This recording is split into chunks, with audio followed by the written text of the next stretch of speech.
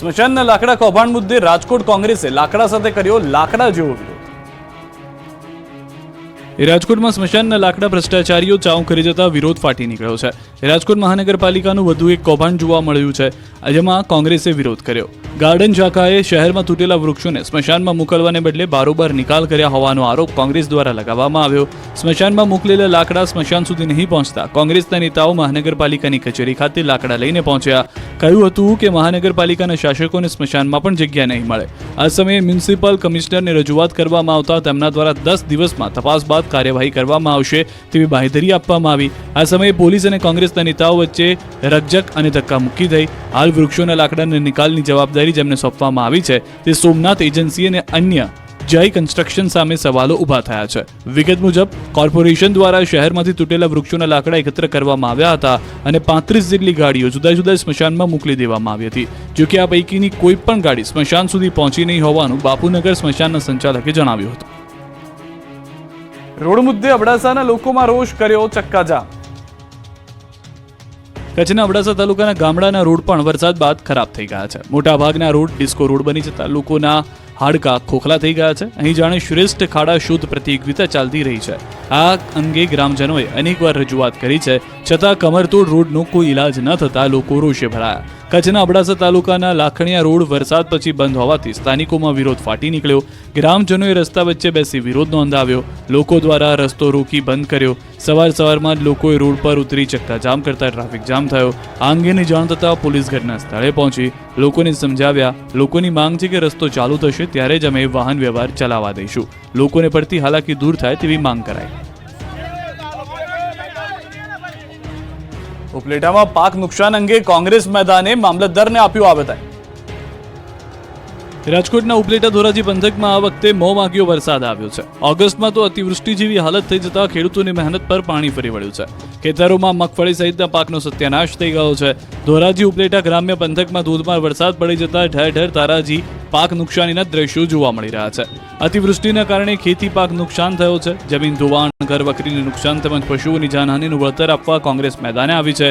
ધોરાજી ઉપલેટા તાલુકા કોંગ્રેસ સમિતિ તેમજ ઇન્ડિયા ગઠબંધન દ્વારા રાજકોટ જિલ્લા કોંગ્રેસ પ્રમુખ લલિત વસોયાની આગેવાનીમાં રેલી કાઢી મામલતદારને આવેદનપત્ર આપ્યું। કોંગ્રેસ પ્રમુખ લલિત વસોયાએ સહાય આપવાની માંગ કરી। સુરતમાં લાલ પાણીનું આવ્યું પૂર। સુરતમાં તાપી નદીના પૂર બાદ હવે લાલ પાણીનું પૂર આવ્યું છે। સુરતના સરોલી વિસ્તારમાં લાલ પાણીની નદી વહેતી હોય તેવા દ્રશ્યો જોવા મળ્યા। સરોલી ભરત કેન્સર હોસ્પિટલ સામે ગટરમાંથી લાલ પાણી નીકળ્યું હતું। ભારે વરસાદ બાદ ગટરનું પાણી બેક મારી રહ્યું હતું। ગંદા પાણીના બદલે લાલ પાણી નીકળતા લોકો પણ આશ્ચર્યમાં મુકાયા હતા। રોડ પર જાણે લોહી વહેતું હોય તેવું લાગી રહ્યું હતું। આ પાણી જે લાલ કલરનું હતું તેને લઈને લોકોમાં પણ કુતૂહલ સર્જાઈ ગયું। તરણેતરના પ્રાચીન લોકમેળાનો પ્રારંભ ભજન, ભોજન અને ભક્તિનો ત્રિવેણી સંગમ, ભાતીગળ સંસ્કૃતિનો અદ્ભુત નજારો। વરસાદના વિઘ્ન વચ્ચે તરણેતરના લોકમેળાનો દબદબાભેર પ્રારંભ થયો છે। ભારતીય સભ્યતા અને સંસ્કૃતિના અભિન્ન અંગ સમાન સૌરાષ્ટ્રનો પ્રાચીન અને ભાતીગળ તરણેતર મેળાનો પ્રારંભ થયો છે। આપણી પરંપરાઓ, ખાણીપીણી, રહેણીકરણી અને વારસાનું પ્રતિનિધિત્વના એક જ જગ્યાએ દર્શન થતા મેળો 9 સપ્ટેમ્બર સુધી ચાલશે।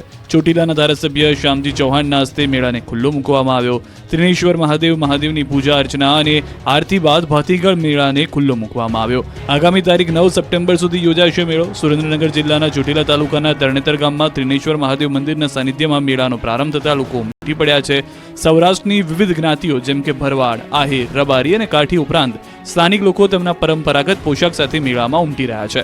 રંગબેરંગી ભરત ભરેલા ભાતીગળ પોશાક પહેરેલા યુવાનો ભાતની ભરત ભરેલી છત્રીઓ લઈને મેળામાં આકર્ષણ જમાવશે। યુવતીઓ રંગબેરંગી ઘેરાવાળી ચણિયા જોડીમાં જોવા મળશે। મેળામાં યુવકોને આકર્ષક છત્રી નૃત્ય કરતા જોવા એ પણ અનેરો લાવો છે। તો ગ્રામીણ ઓલિમ્પિક્સ, પશુ મેળો, રાસ ગરબા, પરંપરાગત હુડો રાસ, છત્રી હરીફાઈ, માલધારી રાસ આકર્ષણનું કેન્દ્ર બની રહેશે।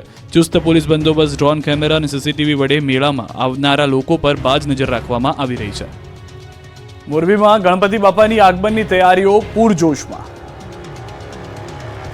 ગણેશોત્સવની ઘડીઓ ગણાઈ રહી છે। શ્રીજીના આગમનને લઈને ભક્તો પણ અધીરા બન્યા છે। મોરબીમાં ગણપતિ બાપાની આગમનની તૈયારીઓ પૂરજોશમાં ચાલી રહી છે।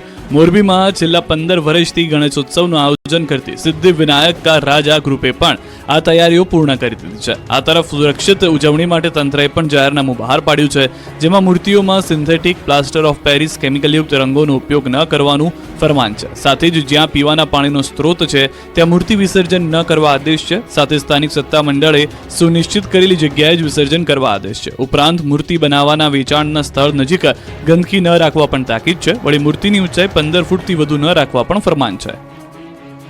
રાજકોટ શહેર ભાજપ કાર્યાલય ખાતે સફાઈ કામદારોએ હોબાળો મચાવ્યો હતો. મોટી સંખ્યામાં સફાઈ કામદારો રજૂઆત માટે પહોંચ્યા હતા. સફાઈ કામદારોના નિયમમાં ફેરફાર કરી બધા લોકો સફાઈ કામદાર તરીકે પહોંચ્યા. આ તરફ રાજકોટની અંદર પણ ઉજવણી કરવામાં આવી રહી છે. ગણપતિ બાપા જેઓ હાલમાં દરેક ઘરની અંદર સ્થાપન થાય તે માટેની તૈયારીમાં છે. રાજ્યભરમાં ગણેશ વંદનાનું પર્વ શરૂ થઈ ચૂક્યું છે, ત્યારે પર્યાવરણ બચાવવા માટે સાવરકુંડલાની એક યુવતી ગાયના ગોબરમાંથી ગણપતિની મૂર્તિઓ બનાવી રહી છે. સાવરકુંડલામાં રહેતી યુવતીના ઘરે ગાયના ગોબરમાંથી બનેલા ગણેશજીની મૂર્તિઓ ખરીદવા લોકો આવી રહ્યા છે. ધ્રુપલબેન નામની યુવતી છેલ્લા 2 વર્ષથી ગાયના ગોબરમાંથી મૂર્તિનું નિર્માણ કરે છે. તેઓ 9 ઇંચની મૂર્તિ બનાવે છે. જોકે તેમને મૂર્તિ બનાવવા માટે સમય ઓછો લાગે છે, પરંતુ મૂર્તિને સુકાવવામાં 15 દિવસ જેવો સમય નીકળી જાય છે. ત્યારબાદ તેઓ વોટર કલર કરીને તેને સુંદર અને આકર્ષક બનાવે છે.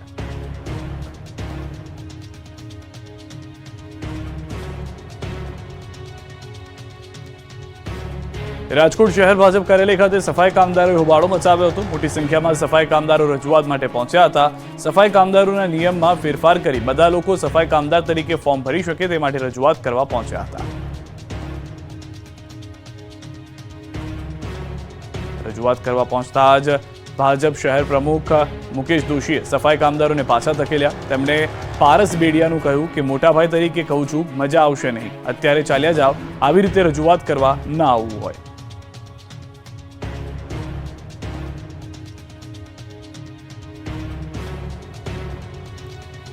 પાકિસ્તાને ફરી એક વખત નાપાક હરકત કરી છે. અનેક વખત સમજાવવા છતાં પાકિસ્તાન ઝેર ઓકવામાં પાછી પાણી નથી કરતું. પાકિસ્તાનના વિદેશ મંત્રાલયના પ્રવક્તા મુમતાઝ ઝહરા બલોચે એવો આરોપ લગાવ્યો હતો કે ભારતે જૂનાગઢ પર ગેરકાયદે કબજો કરી લીધો છે. ગુજરાતનું જૂનાગઢ 1948માં લોકમત દ્વારા ભારતમાં જોડાયું હતું. જૂનાગઢને લઈને પાકિસ્તાનનું વલણ હંમેશા સ્પષ્ટ રહ્યું છે.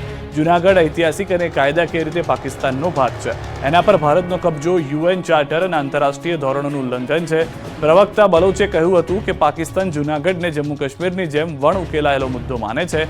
પાકિસ્તાન હંમેશા જૂનાગઢનો મુદ્દો રાજકીય અને રાજદ્વારી મંચ પર ઉઠાવતું આવ્યું છે અને તેનો શાંતિપૂર્ણ ઉકેલ ઈચ્છે છે. તો પાકિસ્તાને આ રીતે ઝેર રોક્યું છે. કાશ્મીર બાદ હવે જૂનાગઢને પણ ગણાવ્યું છે પાકિસ્તાનનો ભાગ. પાક વિદેશ મંત્રાલયના પ્રવક્તા મુમતાઝ ઝહરાનું આ નિવેદન છે. ભારતે જૂનાગઢ પર ગેરકાયદે કબજો કર્યો હોવાનો દાવો કર્યો. જૂનાગઢને જમ્મુ કાશ્મીરની જેમ એક અલગથી વણ ઉકેલાયેલો મુદ્દો ગણાવ્યો. જૂનાગઢ 1948માં લોકમત દ્વારા ભારતમાં જોડાયું હતું તેવું કહ્યું હતું. તો જૂનાગઢના એમએલએ સંજય કોરડિયાની આકરી પ્રતિક્રિયા. જૂનાગઢ ભારતનું અવિભાજ્ય અંગ. પાકિસ્તાનની પોતાની હાલત જ ખરાબ છે. પાકિસ્તાન પહેલા પોતાનો ઇલાજ કરાવે. જૂનાગઢ મુદ્દેના પાકિસ્તાનના દાવા પોકળ. ભાજપ નેતા ગિરીશ કોટેચાનું નિવેદન. સરદાર પટેલે મતદાન કરાવેલું હતું. મતદાન બાદ લોકોના મત પ્રમાણે ભારતમાં રહેવાનો મત આવ્યો. પાકિસ્તાન હવે સુધરે એ જરૂરી છે. વલસાડ જિલ્લાની વાપી નગરપાલિકા સામે કોંગ્રેસે અનોખી રીતે વિરોધ નોંધાવ્યો. વાપી શહેરમાં ઠેર ઠેર પડેલા ખાડાનો કોંગ્રેસના આગેવાનોએ વિરોધ કર્યો. વાપીમાં રસ્તા ઉપર પડેલા ખાડાઓની કોંગ્રેસ અગ્રણીઓ અને કાર્યકર્તાઓએ પૂજા કરી. આ સાથે જ શહેરમાં રસ્તાઓની ખરાબ હાલત અંગે પાલિકા અને વહીવટીતંત્રને જવાબદાર ઠેરવી કોંગ્રેસે તાત્કાલિક ખાડાઓ પૂરવામાં આવે તેવી માંગ સાથે રસ્તા પર ઉગ્ર સૂત્રોચ્ચાર કર્યા. કોંગી કાર્યકરોએ કહ્યું, રોડ પરના ખાડાથી ઘણી વખત જીવલેણ અકસ્માત સર્જાય છે. વાહન ચાલકો સમયસર ઘરે કે નોકરી ધંધે પહોંચી શકતા નથી. ત્યારે જો રોડના ખાડાઓનું સમારકામ નહીં કરાય તો આગામી દિવસોમાં ઉગ્ર આંદોલનની ચીમકી ઉચ્ચારાઈ છે. અમદાવાદ શહેરના લો ગાર્ડન ખાતે એમસીએ દબાણ હટાવવાની કામગીરી હાથ ધરી. દબાણ હટાવતા પાથરણાવાળાઓએ હોબાળો કર્યો. ફેરિયાઓ કોર્પોરેશનના વાહન સામે સૂઈ ગયા. ફેરિયાઓ અને કોર્પોરેશનના અધિકારીઓ વચ્ચે ઘર્ષણ થયું. ફેરિયાઓએ રસ્તા વચ્ચે બેસી વિરોધ કર્યો. આણંદ ખંભાતના ઉંદેલ ગામમાં નથી ઓસર્યા પાણી. કોંગ્રેસ નેતા અમિત ચાવડાએ લીધી મુલાકાત. ઉંદેલ ગામ અને ખેતરોમાં ભરાયેલા છે પાણી. ટ્રેક્ટર પર બેસીને મેળવ્યો સ્થિતિનો તાગ. સ્થાનિકોને આપી સરકારમાં રજૂઆતની બાહેધરી.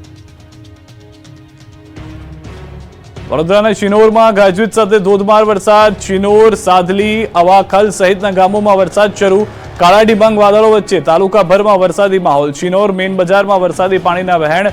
વરસાદી પાણી ભરાવાની શરૂઆત થતા લોકોને હાલાકી. શિનોર નગરના રોડ રસ્તા પર વરસાદ બાદ પાણી ભરાતા વરસાદને પગલે વાતાવરણ પણ ઠંડુગાર બની ગયું.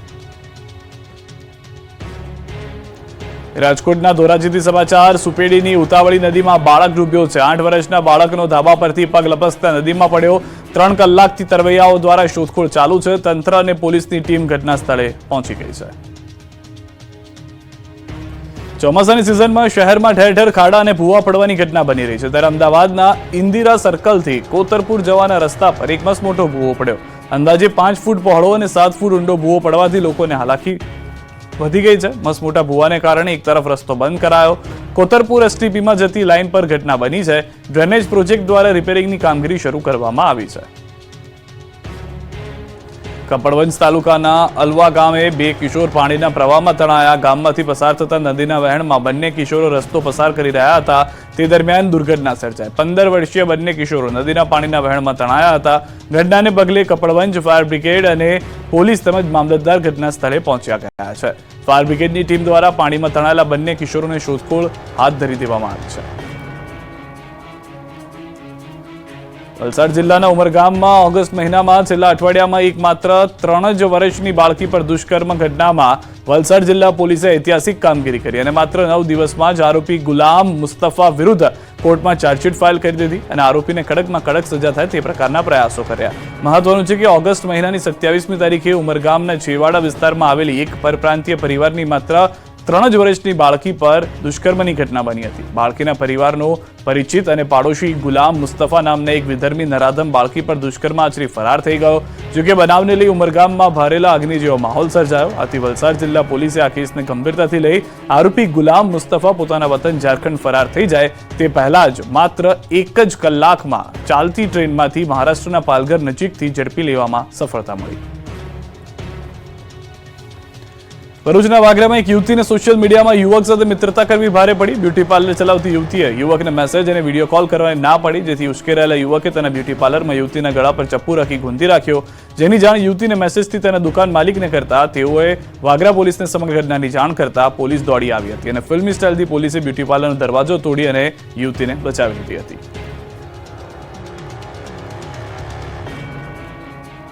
ગાંધીનગરના માણસા, ચરાડા, સમાઉ અને દહેગામનું નાની માચંગ ગામ ડૂબી ગયું. ગાંધીનગરના ગામડાઓમાં મેઘરાજાએ તોફાની સ્વરૂપ બતાવતા ગામડાઓ બેટમાં ફેરવાયા. ગામના રોડ પર